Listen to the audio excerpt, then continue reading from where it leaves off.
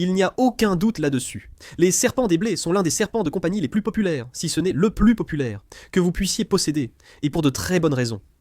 Mais comment en prendre soin? Aujourd'hui, nous allons tout passer en revue, du début à la fin. Tout ce que vous devez savoir sur la façon de prendre soin de votre nouveau serpent des blés. Je suis Adam, voici Korn. Vous regardez Weekend's Wicked Reptiles. C'est une grenouille. Restez avec nous.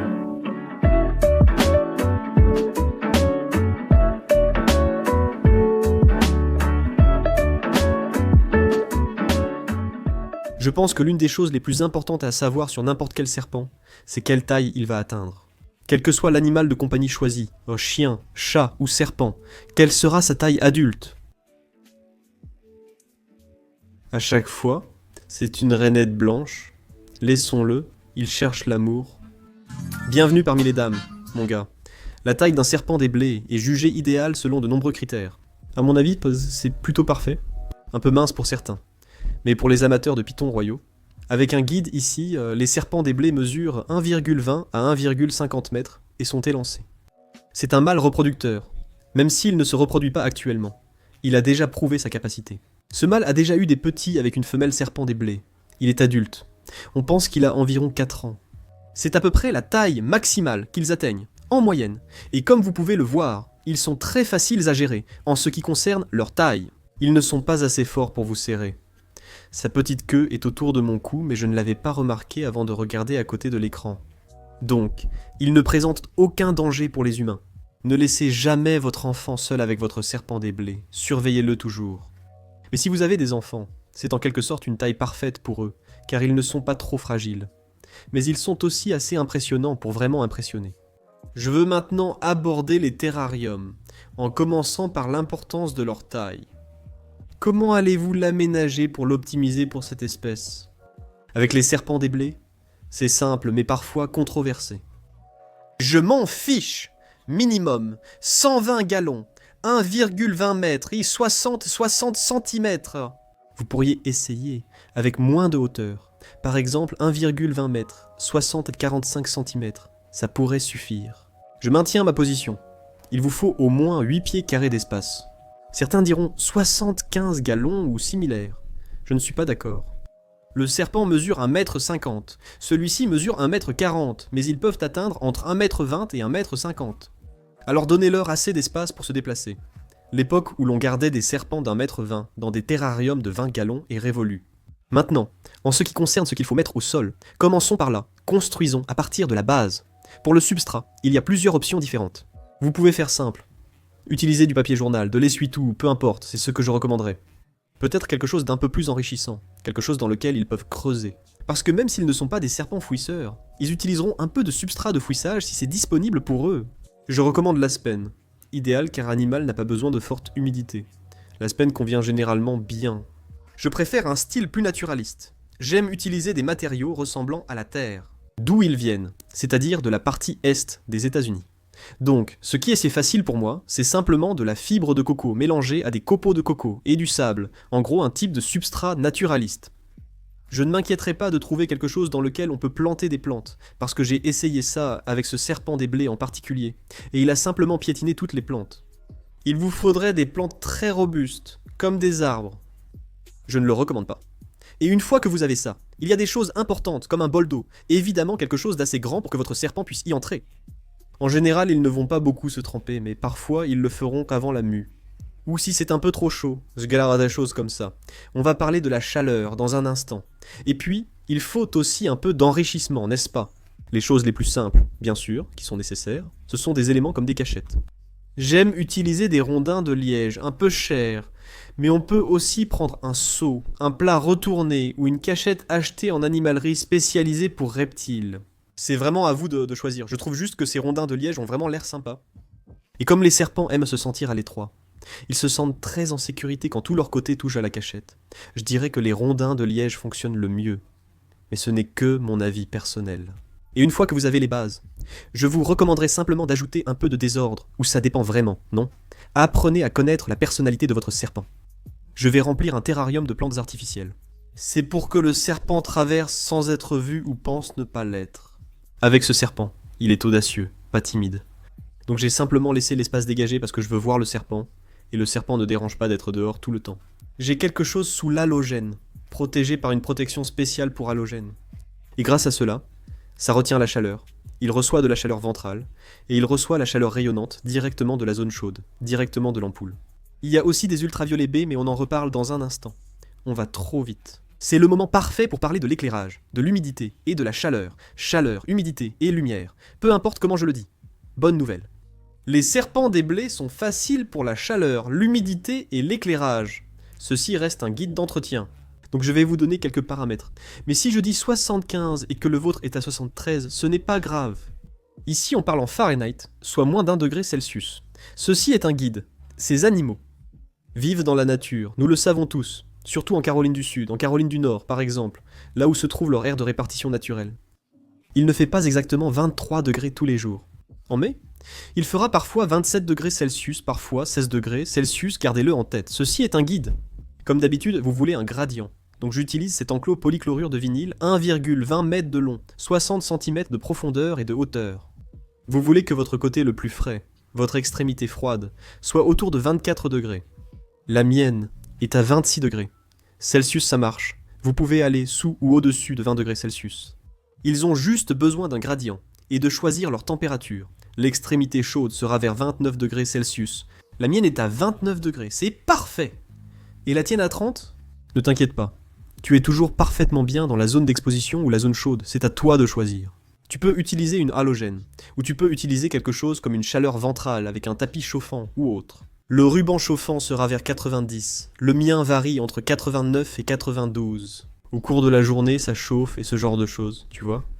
Et j'éteins toujours mon point chaud la nuit. Je permets une baisse nocturne parce que ces animaux viennent d'un climat similaire au mien pendant les mois d'été de toute façon. En fait, il fait plus chaud ici qu'en Caroline du Nord, même si je suis à plus de 1000 km au nord, mais bon, ça n'a pas vraiment d'importance.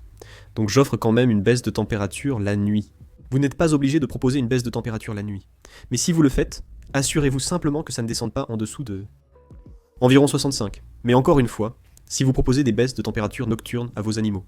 Ils sont sûrement dans une pièce similaire, où la nuit la température varie entre 69 et 75 selon la saison.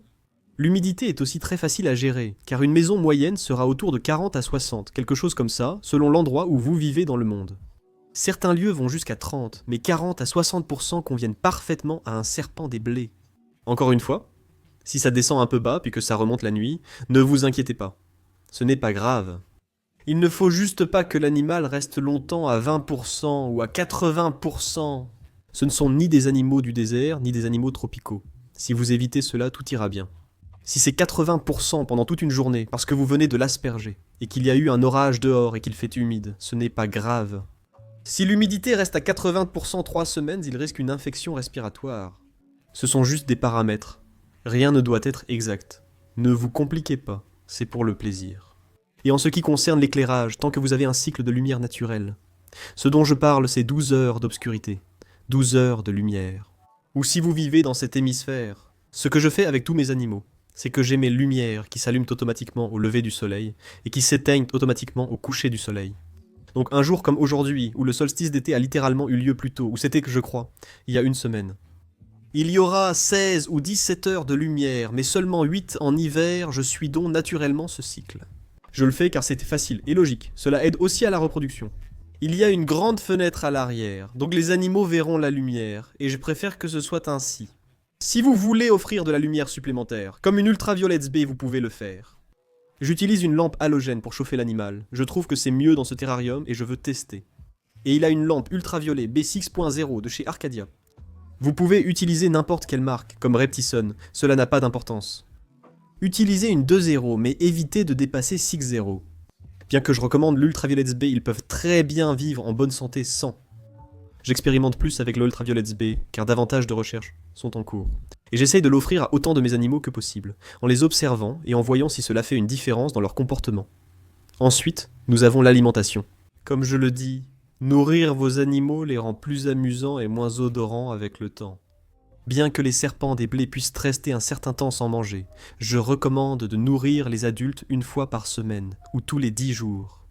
Je recommande toujours d'utiliser le bon sens. N'écoutez pas une vidéo comme celle-ci en vous disant « Eh bien, le chauve, le gars qui ressemble à Monsieur Propre, l'a dit. Ça doit être tous les 9 jours et demi, donc... » Non, si je dis 7 jours. Mais si votre animal prend trop de poids, réduisez la quantité de nourriture, diminuez la portion. Qu'est-ce que j'essaye de dire ici? Donnez des proies plus petites, ou nourrissez moins souvent. Je nourris toujours le serpent avec un animal un peu plus gros, ou de taille similaire à sa largeur. La partie la plus large du serpent correspond à la taille de la souris, ou du rat qui l'avale. Vous voulez voir une petite bosse, pas une grosse, après avoir nourri le serpent, qu'il est environ tous les 10 jours. Les serpents des blés mangent très bien. Donnez-leur des rats et souris, de préférence congelés puis décongelés, ce que je recommande toujours. Je n'aime pas l'idée de donner un animal vivant à manger à un serpent. Mettre un animal vivant avec un serpent, c'est une mort assurée, l'animal le sait. C'est un stress inutile pour l'animal. On utilise plutôt une chambre au dioxyde de carbone. 2. Il s'endorme sans rien sentir. L'alimentation, c'est simple. Nourrir un serpent des blés est très simple. Saviez-vous que ce sont des couleuvres? Maintenant, vous savez. Petite anecdote amusante. Passons à la suite. Il reste 2 catégories. Commençons par le comportement, important pour chaque animal. J'ai choisi un Golden Retriever comme 3e chien car j'ai toujours voulu un chien de grande ou moyenne taille. Joueur, intelligent, facile à dresser et toujours joyeux. Je n'ai pas à m'inquiéter qu'il morde mes amis. J'ai pris un serpent des blés parce que je voulais quelque chose qui soit facile à dresser, amusant. Je n'ai pas à m'inquiéter qu'il morde mes amis. Touche du bois. Il faut toujours toucher du bois si tu dis que les serpents ne mordent pas pendant que tu tiens un serpent. Bien sûr, tout ce qui a des dents peut te mordre. Si tu manipules tôt les serpents des blés, et qu'ils sont bien socialisés, tout se passe généralement bien. Ce serpent a été parfait pour moi jusqu'à présent, et il se déplace lentement. Ils ne sont pas rapides, ils ne sont pas nerveux. Je veux dire, il frappe vite la nourriture, mais la plupart des serpents font ça. Ce serpent est généralement prévisible. Cette espèce de serpent est prévisible. Dans l'ensemble, il a un tempérament équilibré. Ils ne bougent ni vite, ni de façon erratique. Leurs mouvements sont prévisibles. Dans l'ensemble, il y a une raison pour laquelle les serpents des blés sont parmi les meilleurs serpents de compagnie. Non seulement pour les adultes, mais aussi pour les enfants. Parce qu'ils ne sont pas très difficiles, et qu'ils sont agréables à manipuler. Et d'ailleurs, ils sont diurnes, et généralement terrestres. Mais il vous arrivera parfois de les voir grimper. Dernière catégorie. Prix, disponibilité et morph. Côté prix, un serpent des blés peut être obtenu gratuitement. Et élever des spécimens normaux rend leur vente difficile, car ils sont peu chers. Un serpent des blés normal s'achète facilement. 5, 10, 15, 20. N'allez pas chez PetSmart, vous paierez 100 € pour rien. Visitez une expo de reptiles, une animalerie spécialisée ou un éleveur, ils vous les offriront presque. Il y a aussi des morphes, comme les palmettos qui vont coûter des centaines d'euros. Donc ça dépend. Et il y a tout ce qu'il y a entre les deux. Il existe aussi des serpents des blés sans écailles, valant plusieurs centaines d'euros. Ce sont parmi les serpents les plus répandus au monde. Chaque animalerie, boutique de reptiles ou exposition en aura toujours. Vous n'aurez aucun mal à en trouver. Pour les morphes, on en a déjà parlé. Il y en a beaucoup. Je ne vais pas détailler, je ne suis pas spécialiste de la généalogie. Vous voyez, je ne suis même pas assez intelligent pour le dire correctement. Celui-ci ici est un tessera, okiti ou okiti, selon d'où vous venez, si vous voulez le prononcer correctement. Et je trouve que c'est un serpent magnifique. Je veux dire ventre blanc. Rayures, rouge, bordeaux, comme ça. J'aime l'apparence de ce serpent. Mais j'aime aussi ceux qui sont complètement blancs. J'aime les normaux. Il y en a plein de différents. Et c'est tout. J'ai l'impression que la fin a été bâclée. Qu'en penses-tu? Dis-le-moi en commentaire. Tu aimerais un serpent des blés? En as-tu déjà? Combien? Si possible, like et abonne-toi, ça aide beaucoup la chaîne. Merci. Merci encore au soutien sur Patreon. Vous saviez pour Corne, avant que je l'aie. Vous connaissez les autres animaux de ma collection et bien d'autres choses. Le nouveau projet que je viens de lancer, j'ai vraiment hâte qu'il soit terminé. Et je n'en parlerai nulle part ailleurs qu'à Patreon jusqu'à l'automne. Pour seulement 1 $ par mois, vous avez tout ça et bien plus encore. Voilà, c'est tout. Comme je poste des vidéos les lundis et jeudis, on se retrouve bientôt.